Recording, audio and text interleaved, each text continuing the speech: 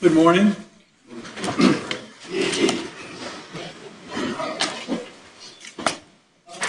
We're prepared to hear argument in PPL EnergyPlus versus Nazarian. Mr. Strauss. Good morning, Your Honor. May it please the Court. I'm here for the appellant, the Maryland Public Service Commission, and I wish to reserve 3 minutes for rebuttal. Your Honors, this case concerns Maryland's effort to meet an obligation that all states owe to their citizens, the obligation to ensure that the lights stay on, now and in the future. Maryland conducted an investigation, determined that the state was facing electric reliability risks, and decided to take action before rather than after a crisis. Maryland responded by seeking competitive bids for a new power plant that would be built in the area most at risk. CPV responded to Maryland's RFP. Maryland found CPV's bid to be most cost-effective for ratepayers and, consistent with state law, directed its retail utilities to sign long-term agreements with CPV. Assuming the contract with CPV is FERC jurisdictional, Maryland did not intrude on FERC's rate review jurisdiction by directing its utilities to sign agreements that are subject to that jurisdiction. And Maryland has no control over which resources clear a federal auction. CPV must bid in compliance with all auction rules, including those adopted by FERC to govern the participation of state-sponsored resources. CPV did so, and it cleared on that basis. Now, appellees claim that CPV's participation interfered with the auction, but FERC found the auction results just and reasonable, and deemed CPV's resource economic, competitive, and needed, notwithstanding the state's support. Now, contrary to appellees' claims of financial harm, did FERC actually address the state support portion of this scheme? They addressed the use of resources. They addressed the issue of resources bidding into the auction having state support, state subsidies, and concluded that if the resource cleared in accordance with FERC's rules on a cost basis, notwithstanding the subsidy, that they were needed, competitive, and economic, and that they did not But that was just artificially... as a general matter. I'm asking with respect to this case. Did they opine on that issue? They did not opine on this specific contract, but they certainly had the details of this contract in front of them in a series of cases. Remember how this went down. Originally, under the original MOPR, the first minimum offer price rule, which FERC adopted at the time in 2006, states were able to bid in resources needed to address capacity shortfalls. Why did you shift from the vertically integrated model and go into the interstate regional auction system? Because you knew that there were going to be certain restrictions when you made that shift in your energy generation model. Yes, Your Honor. We knew that there would be certain restrictions moving to that model, but we also knew that the states had a backstop authority to make sure that the lights stayed on if the market didn't produce the needed response.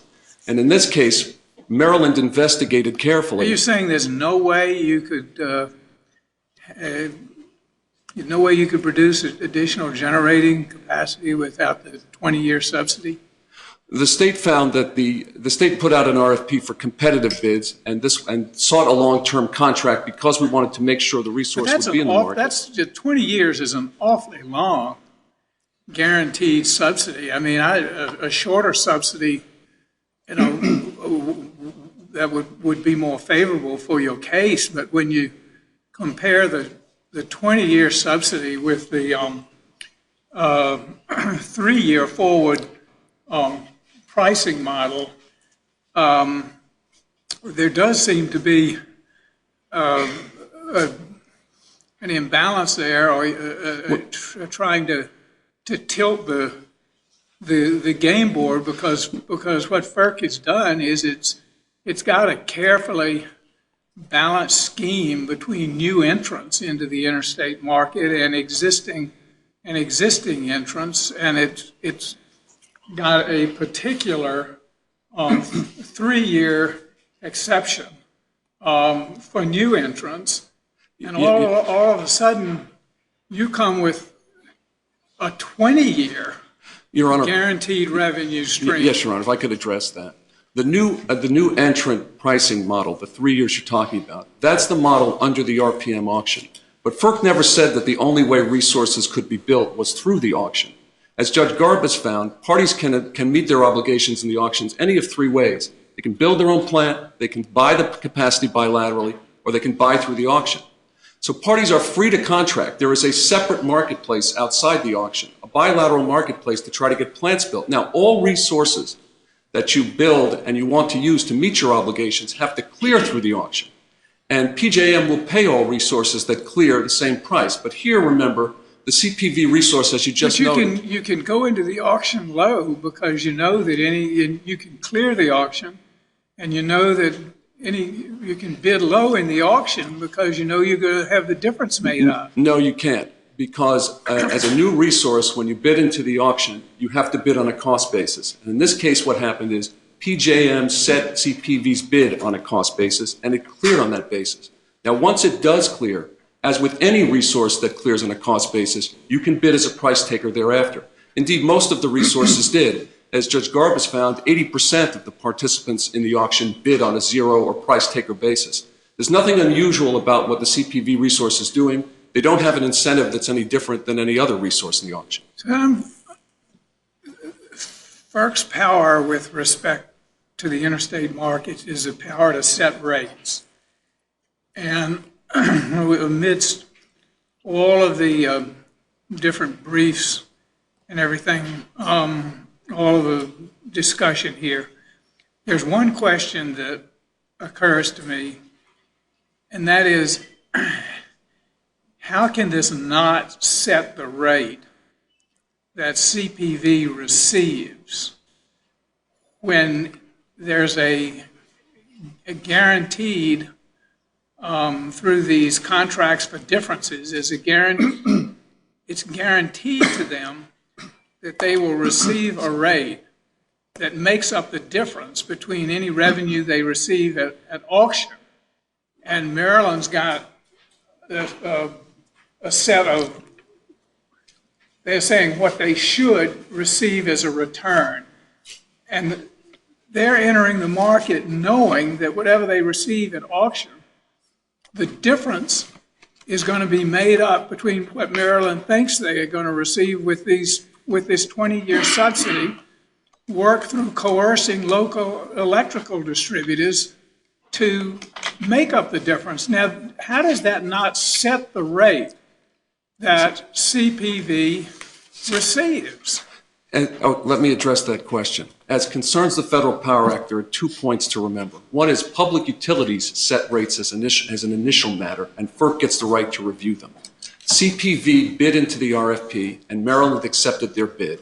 CPV's bid and the subsequent contract with the retail utilities sets a rate. That may be a rate subject to FERC's jurisdiction, if this court finds it FERC jurisdictional. FERC can go ahead and review that rate. If FERC finds that it offends some rate uniformity principle or some other principle, FERC can reject the rate or modify the rate. But there is no preemption. Either the contracts are non-jurisdictional and operate outside the federal market, or they're subject to FERC jurisdiction. But as the question before this court, whether they're preempted, the answer in either case is no. All right, thank you. Thank you.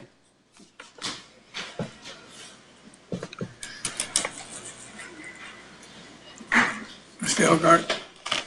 Thank you. I represent CPV. We were the winning bidder. We're currently building a power plant in Charles County. Let me just ask you a question. How are other plants expected to compete with you that may be more efficient and everything, but if you have a 20-year guaranteed revenue stream, how are other plants expected, how can they compete in the interstate market with you when you have this kind of guaranteed advantage? Doesn't it just skew the markets significantly? No, it does not, Your Honor, because the way, well, 2 reasons. One is the very purpose of providing a subsidy over 20 years to build particular generation capacity in a particular location using a particular technology and guaranteeing we will continue to be online for 20 years was the very objective. So, of course, there is a subsidy, and a subsidy does provide an advantage for new construction. But for the sale of capacity... Can't you provide that advantage for new construction with tax breaks and other things such as that rather than something like this? Yes, there are many ways to provide subsidies, but if you think about it, you'll realize this particular form of subsidy is actually the most economically adroit. In other words, the capacity But is that's not sold. the issue as to whether it's economically adroit. The issue is whether you have a preemption problem by tying the subsidy to the rate. Of course, that's correct. And so when you do that, why don't you have a problem irrespective of how efficient it might be or otherwise? So the two questions then are the field preemption question, turning from the question that Judge Wilkinson asked me, which is how the competitive market functions. The auction process functions independently, and we must participate in the auction according to the FERC rules. So the competitive market, as determined by FERC, and yes, FERC determined in 3 rulings with these specific subsidies in front of it, as reflected in the recent Third Circuit decision in NJBPU, but also in 3 decisions, all included in the appendix. FERC, with these specific rules in front of it, said the market, the competitive market, the way the auction runs, functions fine. So that's conflict preemption. Now, yes. I'm really afraid that we're going to mess this whole system up. If we affirm here, we could do so on a narrow ground, which said the 20-year guaranteed revenue stream is just too much, too antithetical, and we don't need to reach other things that the state might do. But if we reverse and uphold something like this, it provides a broad umbrella for all kinds of subsidies here, there, which effectively set rates. And we could be doing some incredible damage. Not true. And the reason you can't do damage is because FERC has plenary authority over all of these issues. FERC determines when the auction is not functioning, and FERC reacted specifically to these rates. And it determined that because of the importance of subsidies, the state should be allowed, and this is exactly what NJBPU held, the states must be allowed to support new generation. Meanwhile, FERC itself is looking out for exactly what this court just said and making sure that there is no adverse effect on the auction. Remember, the auction is only a residual market.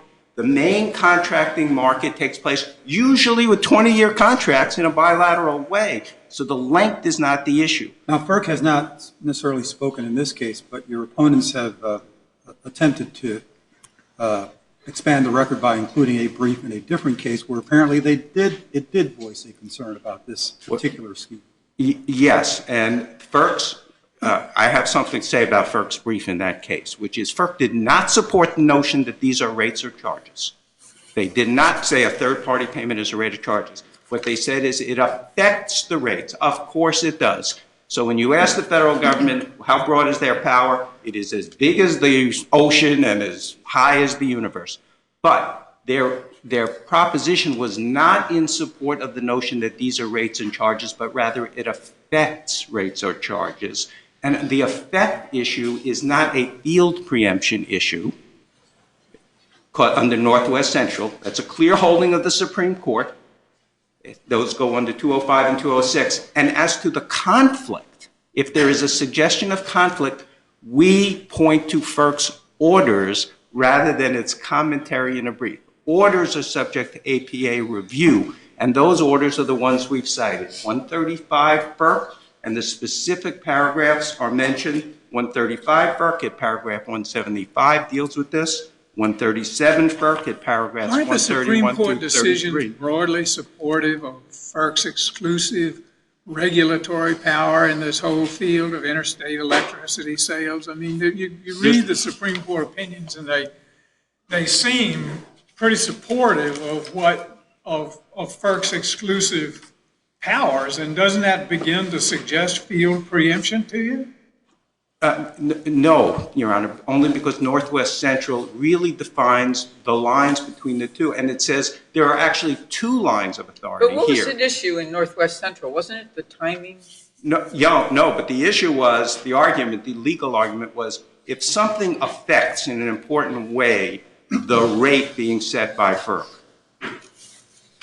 would that be field preempted? Then they went on to conflict preemption and said, again, you have to judge conflict preemption in terms of the fact there's going to be a necessary interplay between the two schemes, which is the state's power to create new generation capacity is as important to the national interest as anything that FERC does.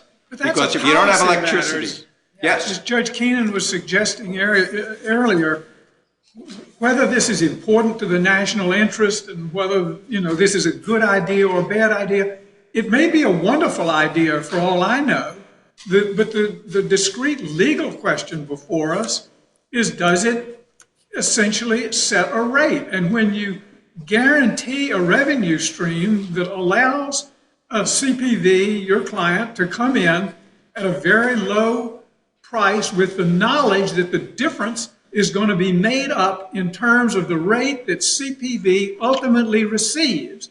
Whether that's a good idea or a bad idea is beyond my pay grade, but we do have, I don't see how this doesn't boil down to the simple question of the combined revenue that CPV receives from the auction and from these contracts for difference.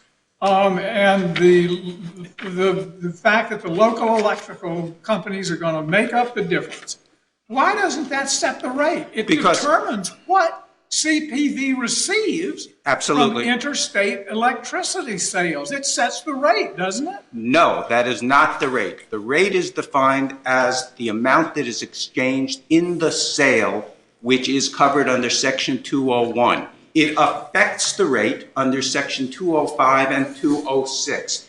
It is not for the sale. It is an outside the market supplemental payment. Yes, it is important, but then it falls within FERC's jurisdiction to determine. And FERC has said over and over again, and we cited the Allegheny case on the one side and the Midwest Power case on the other side of the equation, that when the state chooses to direct its EDCs to procure capacity in the long term, it is acting within the power of the state, so long as the price, here CPV's price, was set by the market. So my point is, in response to Judge Keenan, that the Supreme Court has defined, and FERC's own cases define, a clear line, and that's what they call it, a clear line between the narrow power, which is the rate power, of which FERC can take jurisdiction and supervise it at any time. It can say, I don't like this. Thank you, Mr. Or not.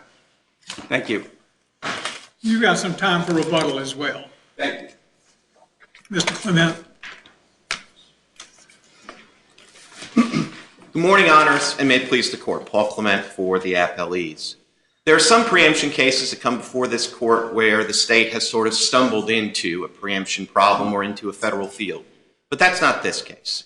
This is a case where the state knew in 1999 that it was making a conscious decision to move away from a vertically integrated model where they would control the generation power soup to nuts and affirmatively went to a model where they would be reliant on the interstate market. When they did that, they knew there were going to be some advantages, namely lower rates, and that there were going to be What's the advantage they received from going to the interstate market?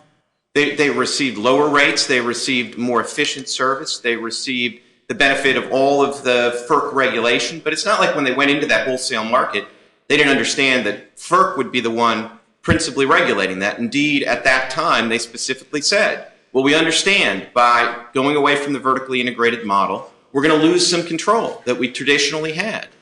But in that respect, they made a conscious decision. Then, as the years went by, that was a decision they made in 1999. They didn't like some aspects of the way that things were working out. So they did what you would expect a state to do when you've made a conscious decision to go into a federally regulated market, which is they went to the federal regulators. They went to FERC and they said, we don't think this is working out that great.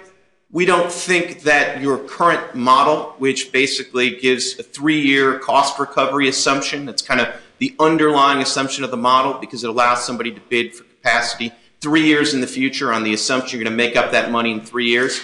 They said, we don't think that gives enough confidence to investors to actually put money, and we think that's part of the reason we're not seeing new generation facilities being built in Maryland. And the state is saying here we're not setting a rate, we're simply incentivizing and funding construction of new generating capacity. What do you say with response to that? Well, Your Honor, I'd say that both ends and means are important. And the fact that their end may be we're trying to get new construction projects in Maryland doesn't mean that the means aren't critical and important. And the means by which they're trying to do that is by setting a rate for wholesale energy transactions. And that's something that they just can't do under the federal regime. Do they actually set the rate here, or is this a scheme that simply has an indirect impact on rates? They set the rate about as directly as any case you're going to see, Your Honor. And that's because, as you yourself indicated, they determine through state action what CPV is going to receive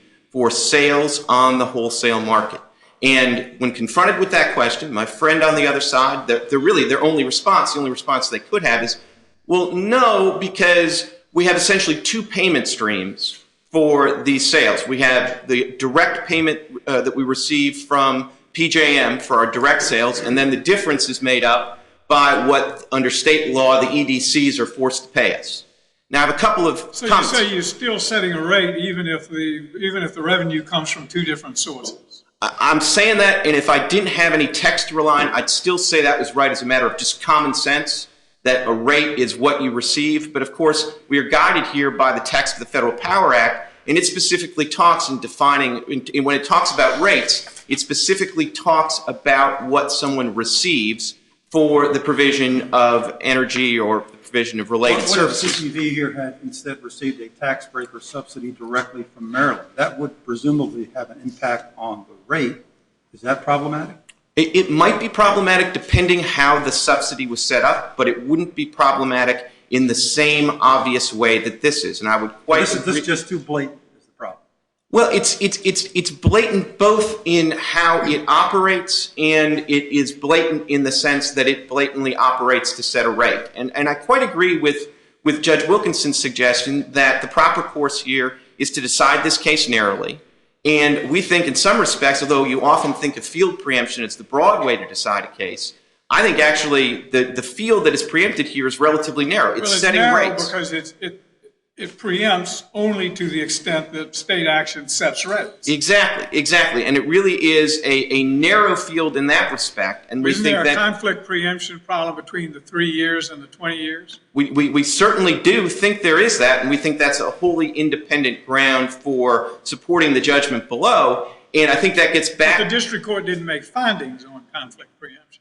He did not make findings, but I don't, with all due respect, think that there are any findings that are necessary to support the conflict preemption judgment. Because I would say there's one finding here before I move on to conflict preemption that I think is critical, which is the district court did, after a 6-day trial, look at this and entertain the idea that somehow the money that CPV is receiving from the EDCs is different from or separate from the money they're receiving on the PJM.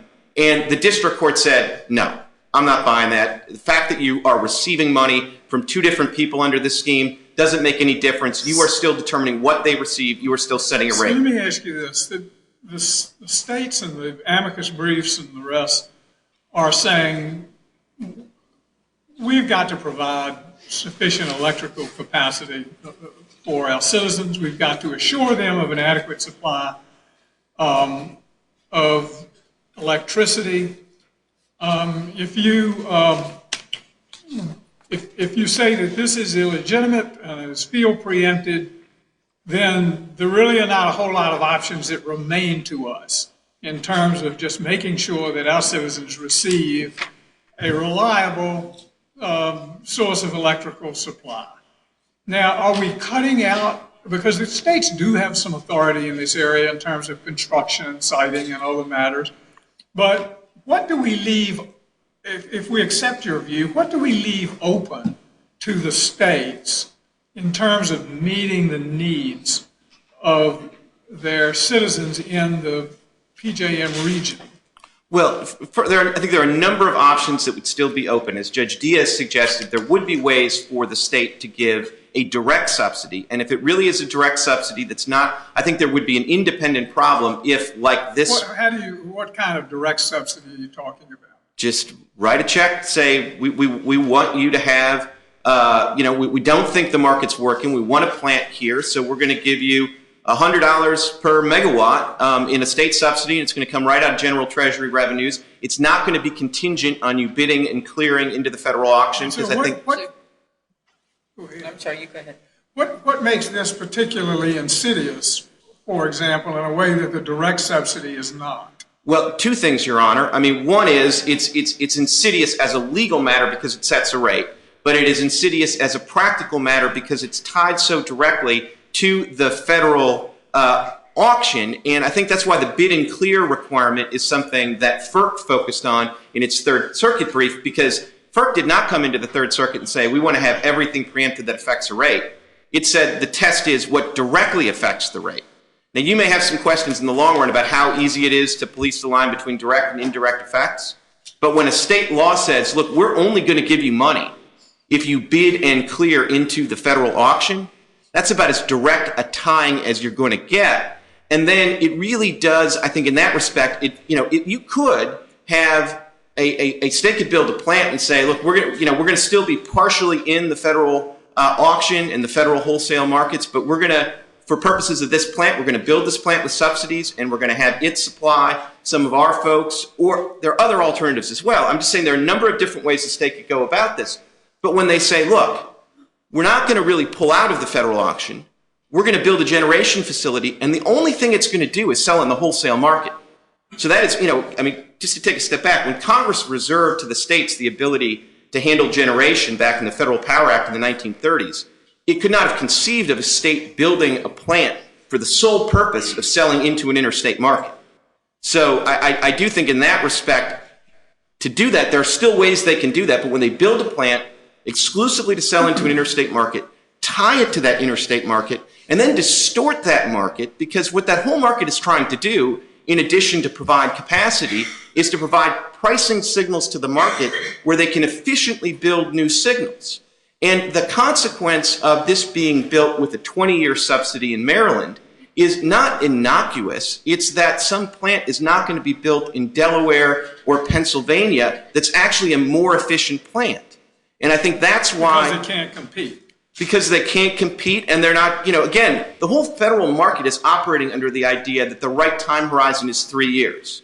So for somebody to come in and say, never mind 3 years, we're going to guarantee your rate stream for 20 years, that plant's going to get built, and it's going to get built irrespective of the fact that there might have been a more efficient place to build that plant from the perspective of the federal regulators. And of course, the federal regulators are concerned about all of the PJM. They're not focused parochially at Maryland. Mr. Clement, with respect to that, if this is in fact as insidious as you say it is, why hasn't the FERC weighed in with respect to this issue?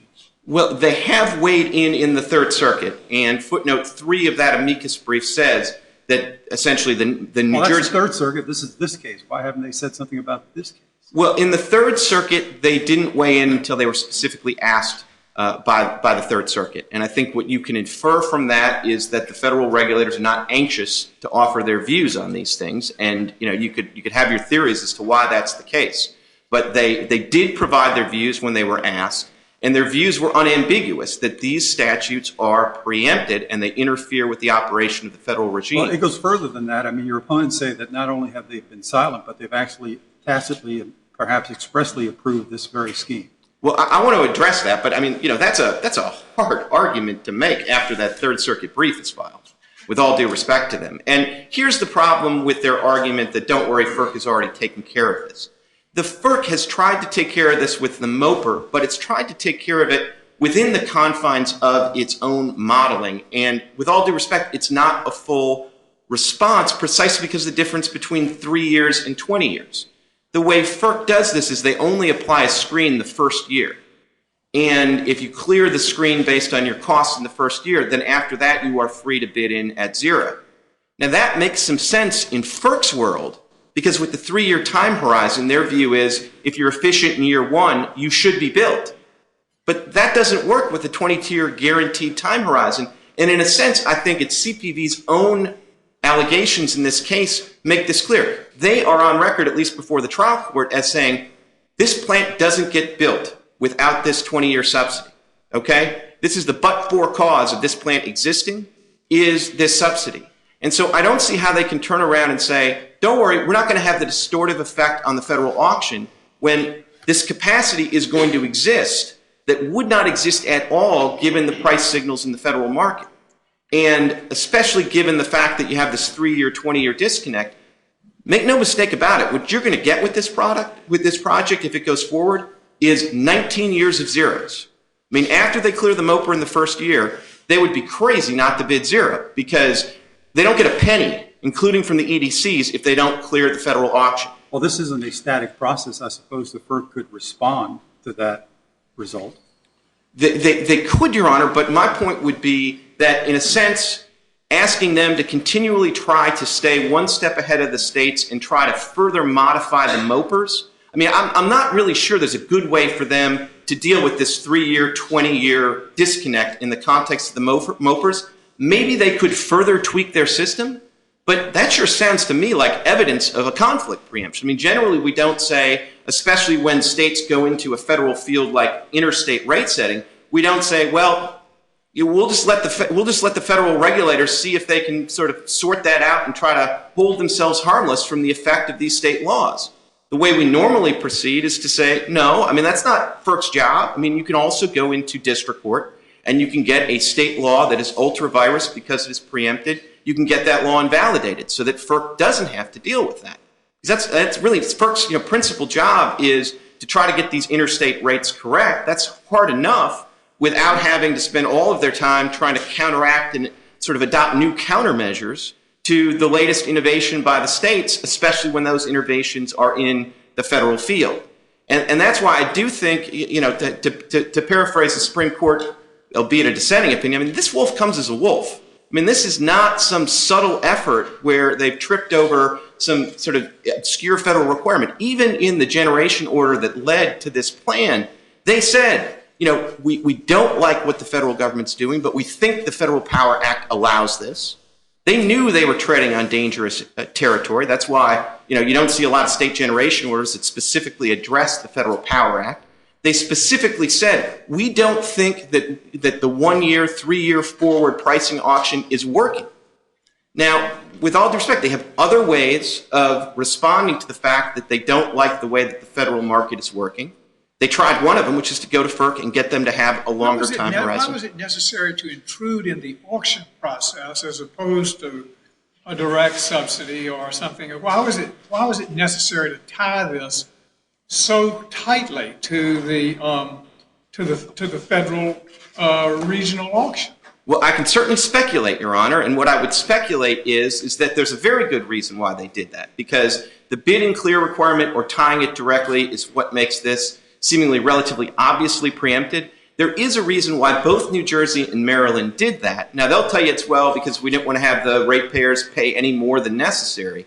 I think the more nefarious reason is that the states actually wanted these bids to be made on the federal auction, and they wanted them to be low because that would suppress the price on the federal auction.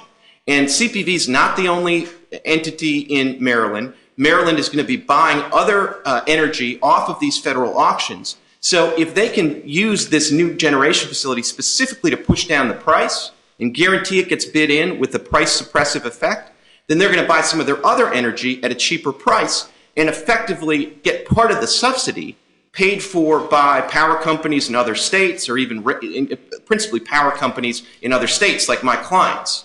So I think what they're doing is, it's not exactly something that is innocuous from a interstate perspective. It's perfectly rational from the Maryland perspective, if we can, or the New Jersey perspective, if we can get some of the subsidy actually paid for kind of through the back door by suppressing these rates and benefit from that with our other purchases, that's great.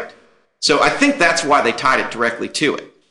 So I don't think that's just I don't think that's just an incidental feature of this. It's not like they committed a foot fault in an arena where they otherwise had lots of ways to do this. They could do it, but it's very different to say that in the subsidy context, we're going to do this and we're going to stick with our decision to have this capacity, whether or not it clears. We really want this new facility. There are also other ways they could address this with bilateral contracts. I mean, Judge Keenan had a Oh, I'm sorry. They had to have known it was a risky proposition, is what you're saying. And they had to have embraced it for a reason, and that was that they were betting on the come down the line, that they could reap some of the benefits. That's exactly right. Okay, but what I understand you're saying to us here today is, don't worry about any bright line rules, okay? Because this is so far over the bright line. So don't even try to articulate in terms of the fact that how the subsidies are tied particularly to the rates. As I understand it, you're saying this is just so far over the line to say that it comes into the category of field preemption, and not try to say exactly what else may come under the line. Is that correct? Yes, I think that's basically right. Your Honor, it's not my mission to get the narrowest possible victory for my clients, but on the other hand, I do think there is a path of least resistance in this particular case. And the path of least resistance here is to really focus on the fact that whatever else is going on here, this particular state initiative set rates. And it set rates. Now, I actually think that holding will actually, I'm not sure that's going to be real easy to circumvent, so that we'll just be back here with the next case just like this, because as I said, I think there's a real reason that they tied it to the federal market clearing price, and I think that that's part and parcel of why they set rates with this. They look to that price. We're going to get that price. We know we're going to get that price, but we want these guys to receive more for 20 years. So this is a simple deal. We're going to set the bottom line of what they're going to get for a wholesale transaction. We're going to set that ourselves. And then everything else is a matter of math. The particular generation order has, as I understand it, in your view, two major infirmities. One is the length of it, the duration of it, the 20-year period as opposed to the 3-year period. And the other is the fact that it attempts to skew the federal auction and to get low bids on the part of CBPV in that auction, and it's tied directly into the auction. Aren't those the two major infirmities here? Yes, I think that's right. I mean, I think that as you think about it, those infirmities themselves sort of indicate further problems with what they're doing. I mean, the fact that they're setting a rate, the fact that they've tied it so directly to the federal market. I mean, one of the things that is a very deliberate choice by FERC is that everybody that bids into the PJM auction gets the same price, right? I mean, they could have set this up very differently and said, look, you bid in, and whatever you bid in, as long as you're a clearing bid, you get paid just what you bid in. But instead they say, no, it's the last bid that clears. That's going to set the price for everyone. Well, just yet another way to think about the conflict here is the net result of the Maryland plan is that CPV is getting a rate for clearing this auction that nobody else is getting. And that's yet another way that there's a conflict. So I don't mean to in any way disagree with what you said. I think you've captured the nub of where we think the problems are here. It's just that each one of those, if you think about it further, creates additional ways in which there is a conflict here. And the last thing I'd say is, this is a case where I think, as one would expect, when a state intrudes into a federal field, it's field preempted, but there's also all sorts of conflicts that are created because the reason that Congress put aside this federal field was because that was something that the federal government should regulate. In the process of regulating it, they make certain judgments, and the state can't really intrude on that field without upsetting it, especially when their initial motivation for going into the field is, we don't really like how this federal plan is working out. Thank you, Your Honors. Mr. Strauss, I'm pleased to hear from you in rebuttal. Thank you, Your Honor. Let me explain for a moment again. The question before you is whether this is preempted rate setting. Under the Federal Power Act, public utilities set rates in the first instance. If a FERC jurisdictional rate was set here, it was set by CPV, bidding into the auction, Maryland accepting the bid, and directing its utilities to sign contracts. Parties set rates by contracts all the time. There's nothing unusual about it. That's how the Federal Power Act works. If this is a FERC jurisdictional contract, then it needs to be filed with FERC, and FERC can review it. If FERC finds it offends a uniformity principle of some kind, FERC can reject it or modify it. But it's not preempted, and that's the question in front of you, whether it is preempted, and it's not preempted.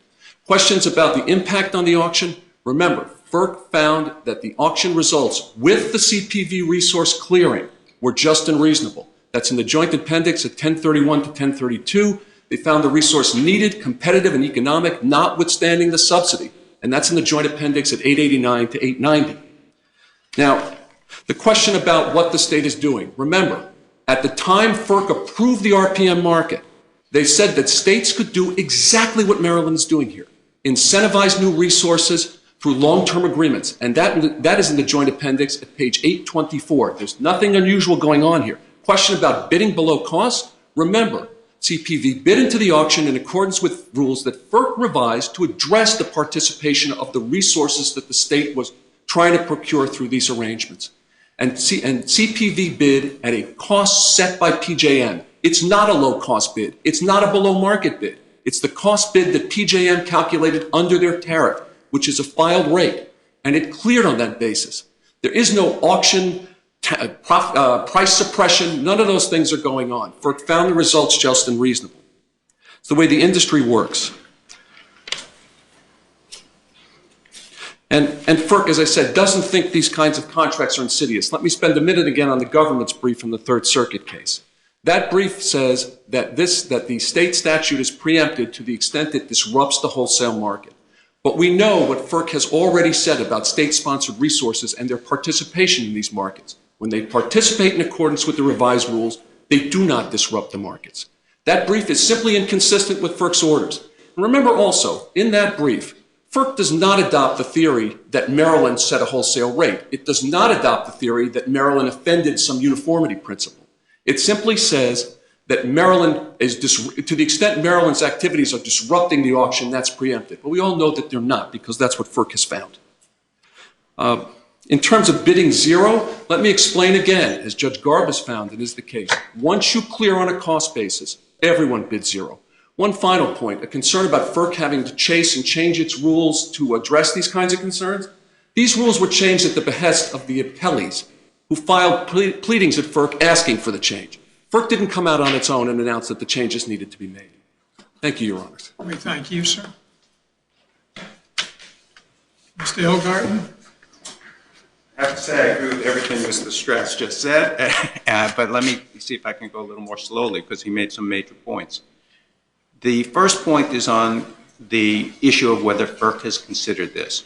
Not only did FERC consider this in the rules reviewed in the NJBPU and approve the subsidy and say all you need to do is clear the first auction because we have specifically determined that once you clear that first auction, it is better for the auction that you continue to participate at zero. They explained why, and this is at 143 FERC, it's cited in our briefs, 211, 212. Just last year, they said sunk costs is why everybody, 80% to 97% of the bids go in zero. Because when you build a power plant, it's all sunk costs. And then the bids go in at zero because you'd rather get something instead of nothing. That's why people bid into the market at zero. That's how this residual auction works. It's called a residual auction for a reason, because most of the contracting takes place under these long-term agreements, these very long-term agreements that take place outside of the auction. The auction's a residual auction. And whether you're in the traditional model or not in the traditional model or a bilateral contract, the way the auction works, all of that capacity, even if it's bilateral contracting, is put back into the auction and comes in at zero in exactly the same way. FERC knows that. That's why these problems are reside for resolution with FERC. As to the 20-year versus the 3-year period, the exception that they talked about is this NEPA exception, which FERC has and said, we will allow a subsidy of a sort for new generation in limited circumstances. That subsidy would have been paid for by the participants in the residual auction buying capacity in the auction. They said you can't impose those costs unwillingly on purchasers in the auction. That doesn't state a broad policy that extends beyond the auction. Thank you very much, sir. We'd like to come down and greet counsel, and then we will move directly into our next case.